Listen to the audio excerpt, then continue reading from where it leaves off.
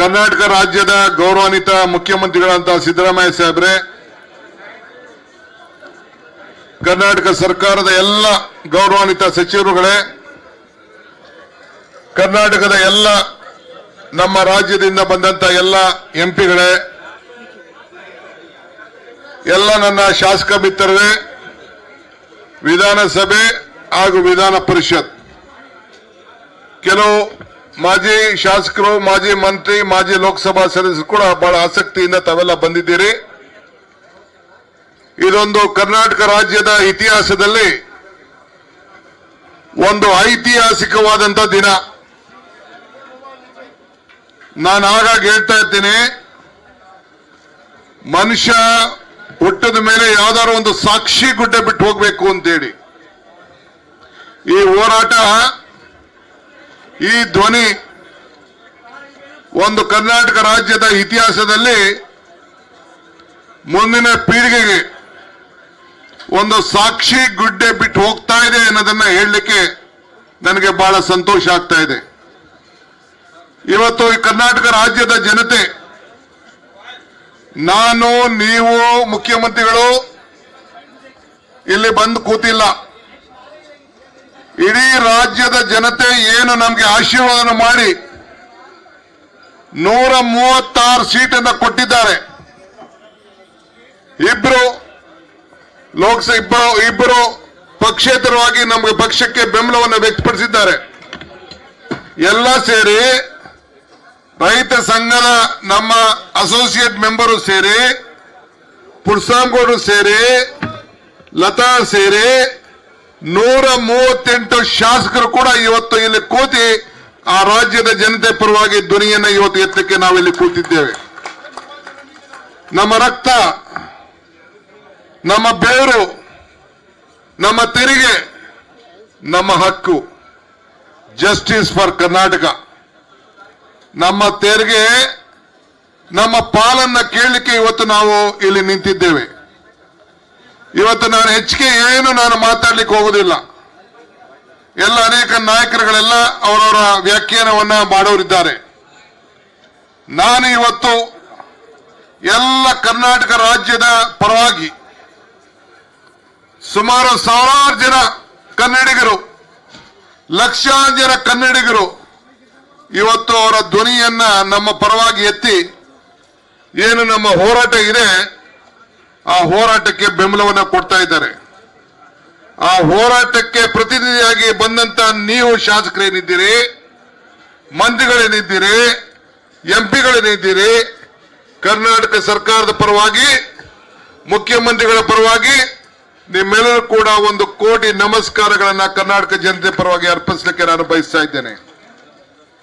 ಇದು ಇವತ್ತು ನಾವೇನು ಮಾತಾಡ್ತಾ ಇದ್ದೀವಿ, ನಾವೇನಿಲ್ಲಿ ಸೇರಿದ್ದೇವೆ, ನಮ್ಮ ಜನರ ಋಣವನ್ನು ತೀರಿಸಲಿಕ್ಕೆ, ಬಡವರಿಗೆ ನ್ಯಾಯವನ್ನು ಒದಗಿಸಿಕೊಡ್ಲಿಕ್ಕೆ, ಏನು ಬರಗಾಲದಲ್ಲಿ ಏನು ನಮ್ಮ ಜನ ಏನು ತತ್ತರಿಸ್ತಾ ಇದ್ದಾರೆ, ಅವ್ರಿಗೆ ಹಸುವನ್ನ ತುಂಬಲಿಕ್ಕೆ, ಹೊಟ್ಟೆಯನ್ನು ತುಂಬಲಿಕ್ಕೆ ನಾವು ಭಾವನೆ ಮೇಲೆ ನಾವು ರಾಜಕಾರಣವನ್ನು ಮಾಡ್ತಾ ಇಲ್ಲ. ಬದುಕಿಗೋಸ್ಕರ ನಾವು ರಾಜಕಾರಣವನ್ನು ನಾವು ಮಾಡ್ತಾ ಇದ್ದೇವೆ. ಸಿದ್ಧಾಂತದ ಮೇಲೆ ನಾವು ರಾಜಕಾರಣವನ್ನು ಮಾಡ್ತಾ ಇದ್ದೇವೆ. ಇವತ್ತು ತಮ್ಗೆ ಹೇಳದಿಷ್ಟೇ, ಮಿಕ್ಕಿದ ಭಾಷಣ ಬೇರೆ ಸಂದರ್ಭದಲ್ಲಿ ನೆನಪಾದ ಲಿಮಿಟ್, ಮಿಕ್ಕಿದ ಭಾಷಣ ನಾನು ಬೇರೆ ಸಂದರ್ಭದಲ್ಲಿ ನಾವೆಲ್ಲ ಮಾತಾಡ್ತೇವೆ. ಈಗ ನಾನು ಸ್ವಾಗತವನ್ನು ಮಾಡಿ ತಮ್ಮೆಲ್ಲರಿಗೂ ಕೂಡ ನಾನು ಈ ಸಂದರ್ಭದಲ್ಲಿ ಕೆಲವರಿಗೆಲ್ಲ ಯಾರು ಮಂತ್ರಿಗಳು, ಶಾಸಕರುಗಳು ತಮ್ಮ ವಿಚಾರವನ್ನ ಜನರ ಮುಂದೆ ಇಡಬೇಕು ಅಂತಿದ್ದಾರೆ, ಅದೆಲ್ಲ ಅವರ ಇಡ್ಲಿಕ್ಕೆ ಒಂದು ಅವಕಾಶವನ್ನ ಮಾಡಿಕೊಟ್ಟು ಕೊನೆಗೆ ಮುಖ್ಯಮಂತ್ರಿಗಳು ತಮ್ಮನ್ನ ಉದ್ದೇಶಿಸಿ ಈ ವಿಚಾರವನ್ನ ಬಹಳ ಚೆನ್ನಾಗಿ ತಮಗೆ ತಿಳಿಸ್ತಾರೆ. ಈ ಮಧ್ಯದಲ್ಲಿ ಬಹಳ ಟೀಕೆ ಟಿಪ್ಪಣಿಗಳು ಆಗ್ತಾ ಇದೆ. ಪ್ರಜಾಪ್ರಭುತ್ವದಲ್ಲಿ ಟೀಕೆ ಟಿಪ್ಪಣಿಯನ್ನು ನಾವು ಬಹಳ ಸಂತೋಷದಿಂದ ಸ್ವೀಕಾರ ಮಾಡ್ತೇವೆ. ಒಂದು, ಆ ಟೀಕೆ ಟಿಪ್ಪಣಿ ಮಾಡಂತ ನನ್ನ ಸ್ನೇಹಿತರು ಉತ್ತರ ಕೊಡಬೇಕಾದ್ದು, ಹೇಳಬೇಕಾದ ಇಷ್ಟೇ. 26 ಜನ ಗೆದ್ದಿದ್ದೀರಿ, ಒಂದು ದಿನ ನೀವು ಹೋರಾಟ ಮಾಡಲಿಲ್ಲ. ಒಂದಿನ ಪ್ರೈಮ್ ಮಿನಿಸ್ಟರ್ಗೆ ಹೋಗಿ ರಾಜ್ಯದ ನ್ಯಾಯಕ್ಕೋಸ್ಕರ ಕೇಳಲಿಲ್ಲ. ಡಬಲ್ ಇಂಜಿನ್ ಸರ್ಕಾರ ಅಂತ ಹೇಳಿದ್ರಿ, ಡಬಲ್ ಇಂಜಿನ್ ಫೇಲ್ ಆಗೋಯ್ತು. ಒಂದಿನ ಕೂಡ ಏನು ಕೊಡಬೇಕು ಅಂತ ಹೇಳಿ ಪಾಲ್ ಸಿಕ್ಬೇಕು ಕೇಳಲಿಲ್ಲ. ಮುಖ್ಯಮಂತ್ರಿಗಳು ಹಿಂದೆ ನಿಮ್ಮನ್ನ ಕರ್ಕೊಳ್ಳೋದ ಕೂಡ ನೀವು ಬಾಯಿನ ತುಟ್ಟಿ ಪಿಟಿಕ್ ಬಾಯಿ ಕೂಡ ಬಿಚ್ಚಲಿಲ್ಲ. ಇಂಥ ಸಂದರ್ಭದಲ್ಲಿ ನೀವು ಗಾಂಧಿ ಸ್ಟ್ಯಾಚ್ಯೂ ಮುಂದೆ ಕೂತ್ಕೊಂಡು ಹೋರಾಟ ಮಾಡಲಿಕ್ಕೆ ನಿಮ್ಗೆ ಯಾವ ತರದ ಹಕ್ಕು ಇಲ್ಲ. ಇವತ್ತು ನಾನು ಕೇಳೋದಿಷ್ಟೇ, ನಮ್ಮ ಎಲ್ಲ ಶಾಸಕರುಗಳು ನಮ್ಮ ತೆರಿಗೆ ಹಣ ಕೊಡಿ, ನಮ್ಮ ಜನರ ಬೆವರನ್ನ ಹಣವನ್ನ ನೀವು ಕೊಡಿ. Karnataka is the second biggest largest state which is giving highest revenue to this country. We are asking for our rights. We are asking for our share.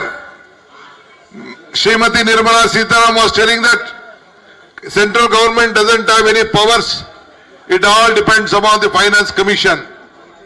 If they are, then why there should be a government? I agree. It is an autonomous body. But what mistake has been done? It has to be, the what discrimination has been done, it has been set right. It is duty of the government of India. I request, we all request, we are the voice of Karnataka. We are the representative of Karnataka. We have come here to show that we all are fighting for the cause of the people of Karnataka. There is a drought. My revenue minister and my agriculture minister has met the union officers, union ministers. My chief minister has met the prime minister of this country. He has requested the home minister of this country and requested for the drought relief. But till today, not even a single rupee has been given. One thing I would like to point out, even the last budget where there was a double engine government, there was a double engine government. In that time, Mrs. Nirmala Sitharaman had promised various grants to the Karnataka. But even after 1 year, after Mr. Bommai also has included in the budget for irrigation, for railway, for other issues, not even a single rupee has been given. One thing I would like to remind Mrs. Nirmala Sitharaman, who is representing from Karnataka, one small speech which she had done in the budget speech, I would like to recall that speech and rest my friends will take it. Our Nirmala Sitharaman, I am going to reiterate what Srimati Madam has said. Water for drought-prone region. In the drought-prone central region of Karnataka, central assistance of 5,300 crores will be given to the Upper Bhadra project to provide sustainable micro-irrigation and filling up the surface tank for drinking water. This is for just drinking water for the poor farmers of Karnataka. Why this budget was not been implemented? Why not even a single rupee was not been given? I am not asking any big question to you. What the vote you have taken from the people of this country? The parliament members voted for you, but still you have not done any justice to us. So I request you, please give us justice. ನಾನು ತಮ್ಮೆಲ್ಲರ ಪರವಾಗಿ ನಾನು ಕೇಳ್ಕೊಳ್ತೇನೆ, ತಮ್ಮ ಏನೇನು ವಿಚಾರ ಇದೆ ಅದನ್ನೆಲ್ಲ ತಾವೆಲ್ಲ ಮಂಡನೆ ಮಾಡಬೇಕು. ತಾವು ಜನರಿಗೆ ತಿಳುವಳಿಕೆಯನ್ನು ಕೊಡುವಂತ ಕೆಲಸವನ್ನು ಮಾಡಬೇಕು ಅಂತ ಹೇಳಿ ತಮ್ಮಲ್ಲಿ ಪ್ರಾರ್ಥಿಸಿ, ಬಹಳ ಉತ್ಸಾಹದಿಂದ ಬಂದಂತ ಕಾರ್ಯಕರ್ತರಿಗೆ ನೀವು ಶಾಂತಿಯಿಂದ ಇದ್ದು ನಿಮ್ಮ ಜಾಗವನ್ನ ಶಾಸಕರಿಗೆ ಅನುಕೂಲ ಮಾಡಿಕೊಳ್ಬೇಕು. ಕೆಲವು ಶಾಸಕರುಗಳು ಎಲ್ಲ ಮಂತ್ರಿಗಳು ಆದಿಯಾಗಿ ಎಲ್ಲ ನಿಂತಿದ್ದಾರೆ. ದಯವಿಟ್ಟು ಕಾರವಾರ ಅವರು 3 ಜನ ನಿಂತಿದ್ದೀರಿ, 3 ಜನಕ್ಕೂ ಜಾಗ ಮಾಡಿಕೊಡಿ. ಶಿವಮೊಗ್ಗದವ್ರು ನಿಂತಿದ್ದಾರೆ, ಅವ್ರಿಗೂ ಜಾಗ ಮಾಡಿಕೊಡಿ. ದಯವಿಟ್ಟು ರಂಗನಾಥ್ ನಿಂತ್ಕೊಂಡು ಯಾರು ಬೇರೆ ಶಾಸಕರು ಕೂತಿದ್ದಾರೆ, ಶಾಸಕರಿಗೆ ಕೂತ್ಕೊಳ್ಳಿಕ್ಕೆ ಅವಕಾಶ ಮಾಡಿಕೊಡ್ಬೇಕು ಅಂತ ಹೇಳಿ ತಮ್ಮಲ್ಲಿ ಪ್ರಾರ್ಥಿಸಿ ಈ ಸ್ವಾಗತ ಭಾಷಣವನ್ನ ಮುಗಿಸ್ತಾ ಇದ್ದೇನೆ.